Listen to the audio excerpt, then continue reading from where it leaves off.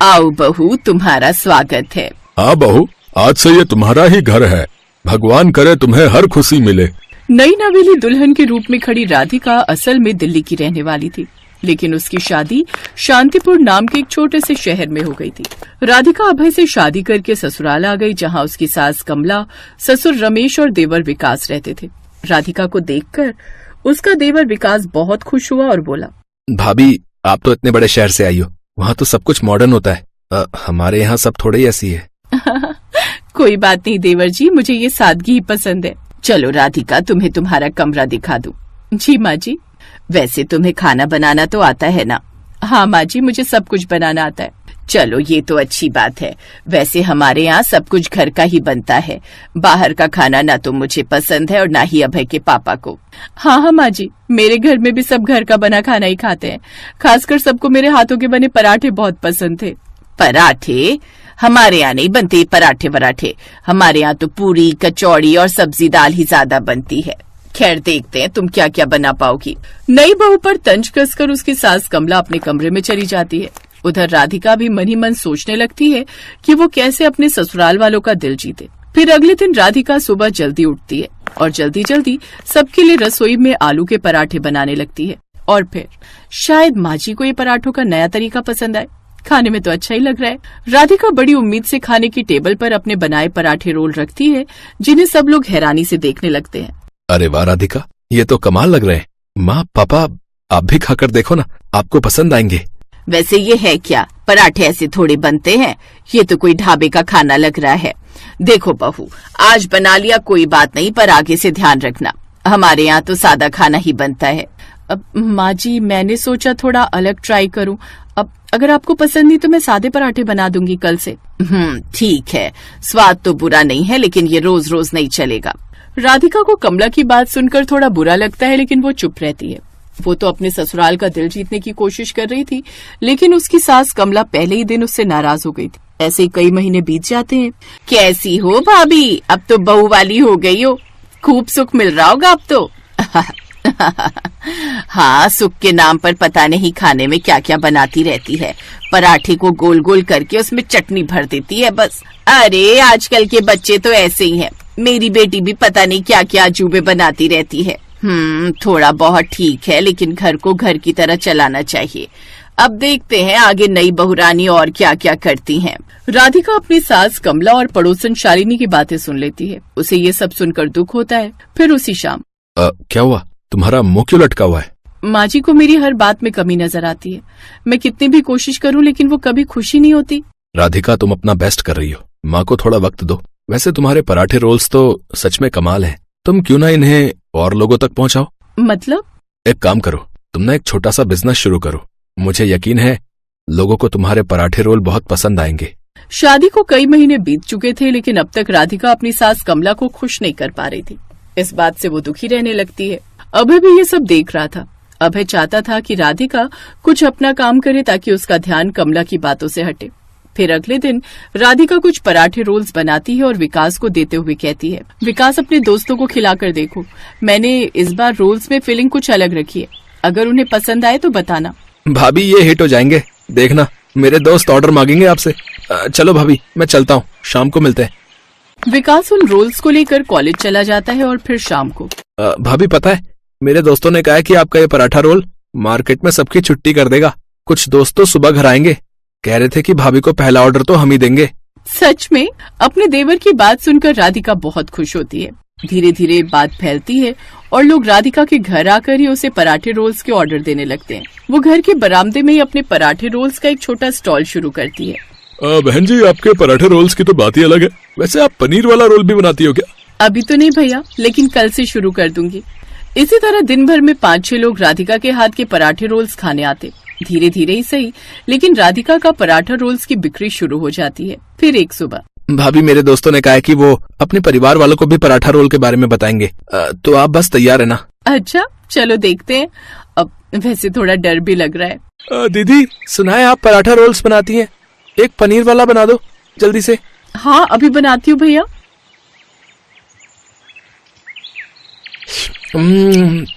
वाह दीदी, ये तो लाजवाब है। मैं कल फिर आऊंगा है। उस दिन राधिका के सारे रोल्स बिक जाते हैं। वो बहुत खुश होती है, लेकिन ये बात कमला को बिल्कुल भी पसंद नहीं आ रही थी। वो राधिका से गुस्से में कहती है, राधिका, ये क्या चल रहा है? घर को ढाबा बनाकर रख दिया है। हमारे घर की बहू को ये सब करना शोभा देता है क्या? माँ जी, मैं तो बस कुछ करना चाहती थी, और देखिए ना, लोगों को मेरे पराठा रोल कितने पसंद आ रहे हैं। लोगों को तो कुछ भी पसंद आता है, उन्हें तो बाहर की मिट्टी भी चटा दो तो चटकारे लेकर खा जाएंगे। उस दिन भी कमला राधिका को खूब सुनाकर वहाँ से चली जाती है। शाम को राधिका को उदास देखकर अभय उसे फिर से हिम्मत बंधाता है। राधिका, माँ को थोड़ा वक्त दो, वो पुराने ख्यालों की है। तुम अपना काम करती रहो, मैं तुम्हारे साथ हूँ। धीरे धीरे राधिका को ढेर सारे ऑर्डर मिलने लगते हैं। अब वो बाजार में अपना स्टॉल लगाने लगी थी। ज्यादा रोल्स के लिए उसे ज्यादा सामान और ज्यादा समय की जरूरत पड़ती है। उधर राधिका कुछ नए रोल्स भी बेचने लगती है। दीदी, आपका चिकन रोल कब आएगा? जी, अगले हफ्ते से शुरू करूंगी। अरे वाह, ये तो शानदार है। आप एक काम करिए, मेरे दोस्त के लिए भी 10 रोल पैक कर दीजिए।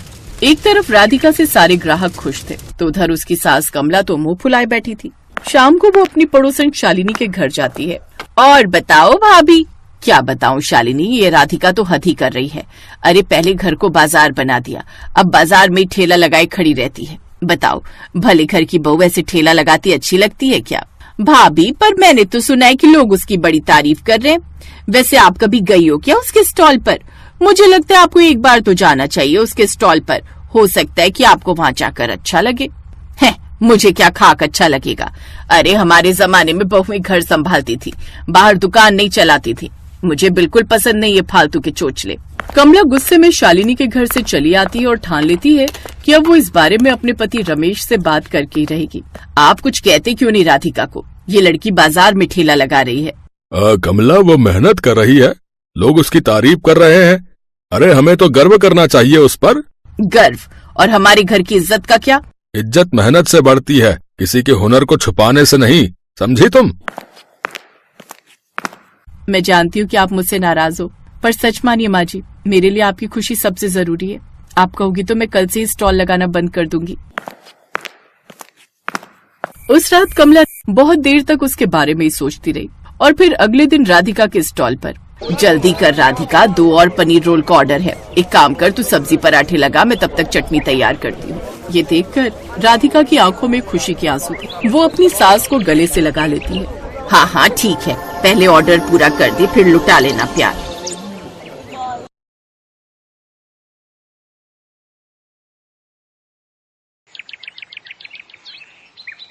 आ गई लतिका। हाँ माँ जी। कितने की आई सब्जी? अरे माँ जी पूछो मत, 100 रुपए किलो टमाटर, 50 रुपए किलो प्याज और 40 रुपए किलो आलू। भिंडी भी तो सस्ती नहीं हो रही। बाप रे, बताओ इस महंगाई के जमाने में हम जैसे गरीब लोग क्या खाएंगे और क्या बचाएंगे। हाँ माँ जी, पूरे 500 रुपए की सब्जी आई है, वो भी बस हफ्ते भर के लिए। लो बताओ, जब मेरा ललित छोटा था ना भाई साहब, 80 से 90 रुपए में सब्जियों से थैला इतना भर जाता था कि मैं तो उठा भी नहीं पाती थी। तेरे ससुर जी ही उठाकर लाते थे घर, और फिर भगवान ने एक दिन उन्हें ही उठा लिया। जिस पर बोझ ज्यादा होता है ना, उसे भगवान जल्दी उठा लेते हैं। अब तो तू भी जरा कम कम सब्जी लाया कर बेटी, है ना? हाँ हाँ माँ जी। इसके बाद लतिका रसोई में चली गई और फ्रिज खोलकर उसमें सब्जियां लगाने लगी। तभी उसकी सास वहाँ फिर उसके पास आई। ये क्या कर रही हो लतिका? फ्रिज में सब्जियां लगा रही हूँ माँ जी। अरे पर ऐसे फ्रिज खोलकर बैठेगी इतनी देर तक तो इसकी ठंडक सारी निकल जाएगी ना, और फिर क्या कहते हैं इसकी वो गैस तो सारी की सारी खत्म ना हो जाएगी। तो क्या करूँ माँ जी? सारी टोकरी बाहर निकाल ले, फिर बाहर ही सब्जी लगा दे और फिर एक बार में सारी टोकरियां अंदर रख देना, समझी? जी माँ जी समझ गई। नहीं तू समझी नहीं। देख बेटी, बूंद बूंद से सागर भरता है। क्या भरता है? सागर माँ जी। इस तरह सुमन अपनी बहू लतिका को एक बार फिर बचत का पाठ पढ़ाकर वहाँ से चली गई। गलती सुमन की नहीं थी। पति के जाने के बाद सुमन ने बहुत गरीबी देखी थी। पाई पाई जोड़कर उसने अपने दोनों बेटों को पढ़ाया लिखाया था, इसीलिए वो हमेशा अपनी बड़ी बहू लतिका को बचत करने को कहती रहती थी। फिर उसी शाम, माँ हम आ गए। आओ आओ, जल्दी से हाथ मुंह धो लो, मैं चाय बनाती हूँ। नहीं माँ जी आप बैठी, मैं लाती हूँ चाय बनाकर। ये कहकर लतिका रसोई में चली गई और फिर, अब तुम दोनों से कुछ बात करनी थी। हाँ माँ बोलो ना। अब तो रचित की भी उम्र हो गई शादी की। घर की हालत तो देख रहे हो ना आप, हम दोनों मिलकर भी इतनी कमाई नहीं कर पाते कि घर अच्छे से चला सकें। ऊपर से एक और जिम्मेदारी ले लूं। ना ना, मैं भी तैयार नहीं हूँ। अरे भगवान पर भरोसा रख, देखना अपनी लतिका कितनी समझदार है। बस दुआ करो कि छोटी बहू भी ऐसी ही आ जाए। तो चिंता मत कर छोटे, औरत तो वैसे भी लक्ष्मी का रूप होती है, क्या पता तेरी होने वाली पत्नी आकर हमारी किस्मत बदल दे। ठीक है भैया, जैसा आप और माँ चाहो। रचित ने शादी के लिए हाँ कर दी थी। उसके बाद से ही ललित और सुमन ने रचित के लिए लड़की देखनी शुरू कर दी और फिर एक दिन उनकी तलाश पूरी हुई। कुछ दिन बाद रितिका घर की छोटी बहू बनकर आ गई। रितिका, ये लतिका है, तेरी जेठानी। तेरी जेठानी बहुत ईमानदार और समझदार है, खूब बचत करके चलती है। अरे इतनी ईमानदार है कि सब्जी लेने भेजो तो आकर एक एक पैसे का हिसाब देती है। अब गरीब का घर ऐसे ही तो चलता है ना बेटी, तुम भी लतिका जैसे ही संभालना घर को। रितिका का ससुराल में पहला दिन था। वो समझ गई थी कि उसकी सास और जेठानी बहुत कंजूस थी। वो मन ही मन बुदबुदाने लगी, हे भगवान, कहाँ कर फंस गई, कहीं यहाँ मैं एक एक पैसे के लिए ना तरस जाऊं। क्या सोच रही है छोटी बहू? कुछ नहीं माँ जी। फिर एक हफ्ते बाद, लतिका सब्जियां खत्म हो गई बेटी, जा बाजार से सब्जी ले आ। जी माँ जी। ये लो 500 रुपए, हफ्ते भर की सब्जियां तो आ जाएंगी ना इतने में। हाँ जी, आ तो जानी चाहिए। अब बहू एक काम कर, रितिका को भी अपने साथ ले जा। नहीं, वो तो अभी नई बहू है ना, बाद में ले जाऊंगी ना कभी। अरे कब तक बनी रहेगी नई बहू, उसे भी साथ ले जा, वो भी तो देखे मंडी बाजार वगैरह कहाँ है सब। ठीक है माँ जी। लतिका रितिका को अपने साथ सब्जी मंडी ले गई। रास्ते भर लतिका यही सोच रही थी कि अब वो रितिका के सामने मोमोज कैसे खरीदे। तभी उसे एक आइडिया आया। रितिका, ये लो 100 रुपए, तुम वहाँ सामने से 2 किलो प्याज ले लो, तब तक मैं वहाँ से हरी सब्जियां लेकर आती हूँ, फिर तुम इसी जगह मिलना, ठीक है? ठीक है भाभी। दोनों बहुएं अलग अलग दिशाओं में चल पड़ी। वहीं थोड़ी दूर पर फास्ट फूड के ठेले लगे हुए थे, जिन्हें देखकर उन दोनों के मुंह में पानी आने लगा। लतिका सबसे नजर चुराते हुए मोमोज वाले ठेले पर पहुंची और आंख बंद कर मोमोज का मजा लेने लगी। तभी उसे हल्का सा धक्का लगा। एक दूसरे को ऐसे देखकर दोनों की ही सांसें अटक गई। तुम यहाँ क्या कर रही हो? वो मैं वही जो आप कर रही हो। इसके बाद देवरानी और जेठानी जोर जोर से हंसने लगी। वो दोनों समझ गई थी कि वो दोनों एक जैसी हैं, फास्ट फूड की चटोरी। मानना पड़ेगा भाभी, सासू माँ को अच्छा चला रखा है आपने। नहीं यार, चाहती तो नहीं हो झूठ बोलना, पर क्या करूं, मोमोज खाने के पैसे ही नहीं मिलते तो और क्या करती। मैं खुद बिना चाउमीन खाए नहीं रह पाती, लेकिन अब मुझे पता लग गया कि मैं कैसे चाउमीन खा सकती हूँ। और अगर कभी माँ जी ने हम में से किसी एक को ही सब्जी लाने भेजा तो हम दूसरी के लिए फास्ट फूड पैक करा लाएंगी। वादा? हाँ सही है, पक्का वादा। देवरानी और जेठानी आज सहेलियां लग रही थीं। वो खुशी खुशी घर लौटी और फिर, बड़ी देर कर दी तुम दोनों ने। वो आज बहुत भीड़ थी माँ जी। अच्छा हुआ जो तुम दोनों सही सलामत वापस आ गई। अरे पता है क्या हुआ, रचित बता रहा था कि 2 दिन पहले ही मंडी में एक औरत को किसी ने चाकू मार दिया। भैया आगे से तुम दोनों ही मंडी नहीं जाओगी, ललित ले आएगा सब्जी वब्जी। इतना सुनते ही लतिका और रितिका के प्राण सूख गए। उन्हें अपने प्राणों से ज्यादा मोमोज और चाउमीन की फिक्र सताने लगी। और फिर एक दिन, भाभी मुझे चाउमीन खिला दो वरना मैं मर जाऊंगी। मोमोज के बिना तो मेरे भी प्राण सूखे जा रहे हैं। भाभी एक आइडिया है, क्यों ना हम घर पर ही ट्राई करें? नहीं, माँ जी जान ले लेंगी। अरे सिर्फ हम दोनों के लिए, उन्हें बताएगा कौन? अच्छा तो फिर चल, तू तैयारी शुरू कर, मैं बाहर पहरा देती हूँ। फिर जब तेरी चाउमीन बन जाए तो मैं अपने मोमोज बनाऊंगी। ठीक है भाभी। दोनों बहुएं अब ऐसे ही घर की रसोई में मोमोज और चाउमीन बनाने लगी। दोनों बहुओं को अब मोमोज और चाउमीन बनाने में महारत हासिल हो गई थी। और फिर एक दिन, क्या हुआ ललित रचित, तुम दोनों का मुंह क्यों उतरा हुआ है? माँ, हमारी फैक्ट्री बंद हो गई, हम दोनों की नौकरी चली गई। अब समझ नहीं आ रहा कि क्या करें। भैया मेरी मानो तो कुछ छोटा मोटा पर अपना ही शुरू करते हैं। रचित का इतना कहना ही था कि तभी रसोई में लतिका ने रितिका से कहा, रितिका यही मौका है, झट से मोमोज और चाउमीन निकाल प्लेट में, जल्दी कर। अगले पल लतिका और रितिका प्लेट में मोमोज और चाउमीन लेकर बाहर खड़ी थी, जिसे देखकर सुमन और उसके दोनों बेटों के मुंह में पानी आ गया। कहाँ से मंगवाए रितिका? भैया ये हम दोनों ने बनाए हैं घर पर। हम चाहते हैं कि हम फास्ट फूड का ठेला लगाएं दोनों मिलकर। क्या कहा? घर की बहुएं ये मोमोज और चाउमीन बनाकर बेचेंगी? ना ना ना, नहीं बेचेंगे तो आपके दोनों बेटे, हम तो सिर्फ बनाएंगी। हाँ माँ, क्या पता यही हमारी किस्मत बदल दे। चारों की मर्जी के आगे सुमन ने भी हाँ कर दी। और फिर अगले ही दिन से वो चारों मिलकर अपने घर के बाहर फास्ट फूड का ठेला लगाने लगे। अब तो सुमन भी खुश और उसके दोनों बेटे भी खुश। और रही बात रितिका और लतिका की, तो उनकी तो जैसे हर